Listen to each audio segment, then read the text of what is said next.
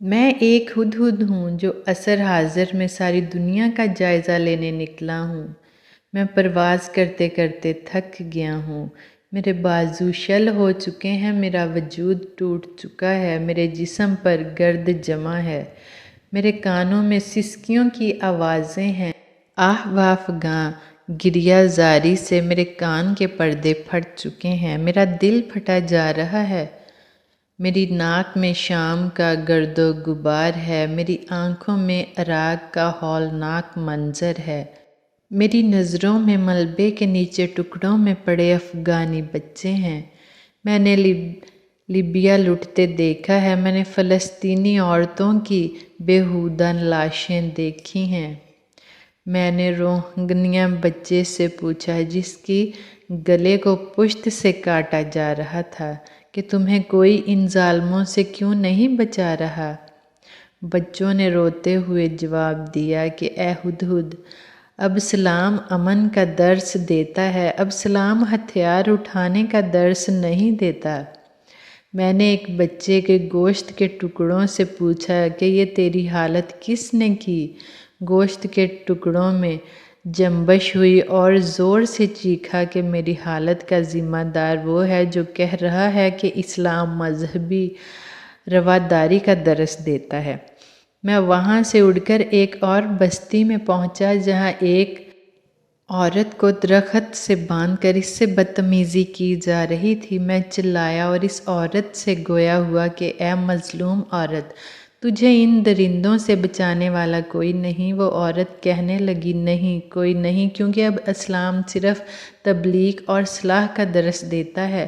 میں وہاں سے نکل کر فلسطین کی طرف کوچ کر گیا جہاں کچھ عمارتیں زمین بوس ہوئی تھیں اور گرد و غبار کے بادل چاروں طرف چھائے ہوئے تھے۔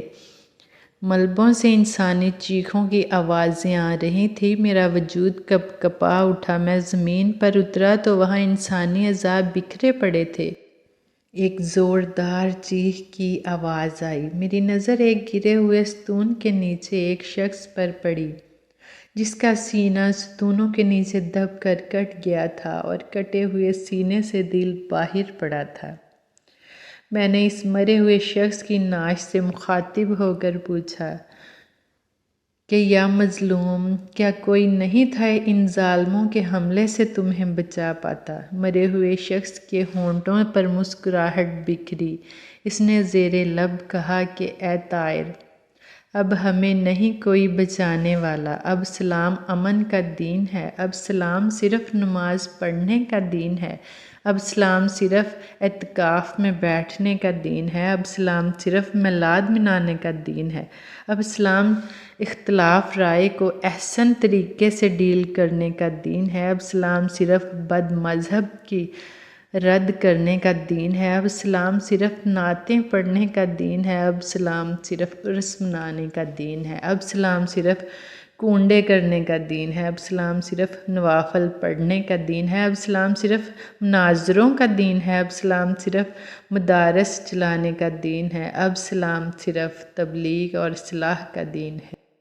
اے طائر لاہوتی، اڑ جا، چلا جا، ورنہ تو بھی دہشت گرد کہلائے گا، تو بھی جنونی کہلائے گا۔ یہ دنیا تجھے اب ایسے سوالات کرنے کی اجازت نہیں دیتی۔ اب اسلام صرف اقوام متحدہ اور عالمی برادری میں اپیل کی اجازت دیتا ہے۔ اب اسلام صرف مذاکرات کی دعوت دیتا ہے، اب اسلام صرف بات چیت کی اجازت دیتا ہے۔ جا او طائر لاہوتی جا، تیری پرواز میں ہماری وجہ سے کوتاہی ہو رہی ہے۔